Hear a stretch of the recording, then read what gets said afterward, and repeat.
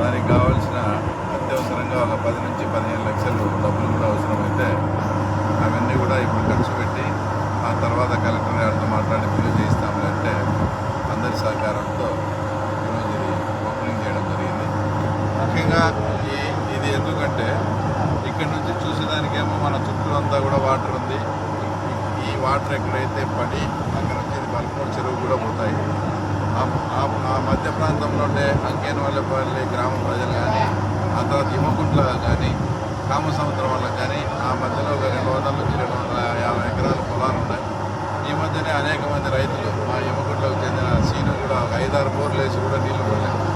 అట్లా అనేక మంది బోర్లు వేసి నీళ్లు పడకుండా అంటే చాలా దమనీయమైన స్థితిలో ఉండడం గమనించి ఈ స్కీమ్ చేస్తే ఇక్కడ నుంచి వాటర్ పై అక్కడ వంకలో పడి పోతే అక్కడ ఉండే భూగర్భ జలాలు పెరిగి తర్వాత రైతులకు ఇబ్బంది లేకుండా ఉపయోగకరంగా ఉంటుందని డిపార్ట్మెంట్ వాళ్ళతో ఆలోచించి చేసిన పని. ఇక్కడ గ్రామస్తులు కూడా ఈ కార్యక్రమం చేసినందువల్ల మా అందరికీ భూగర్భ జలాలు కూడా పెరుగుతాయి. ముఖ్యంగా 3 ఊర్లు కామసముద్రం కానీ, అంకేవన్పల్లె కానీ, తర్వాత హిమకుంటలో కొద్ది పార్కు కానీ అందరికీ మంచి జరుగుతుందని రైతులంతా అర్థం చేయడం జరిగింది.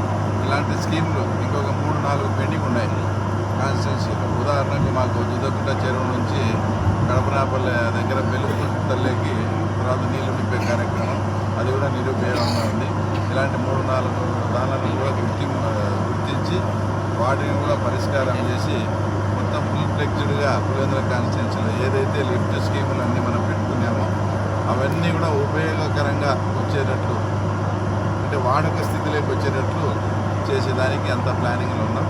తప్పకుండా ఇది రైతు పక్షపాత ప్రభుత్వం. రైతులకు మేలు జరిగేదానికి తక్షణం ఏదైనా ఉంటే సొంత నిధులైనా ఖర్చు పెట్టి రైతులకు ఉపయోగకరంగా చేసి తర్వాత మేము బిల్లు చేసుకునే కార్యక్రమం కూడా చేపడతాం.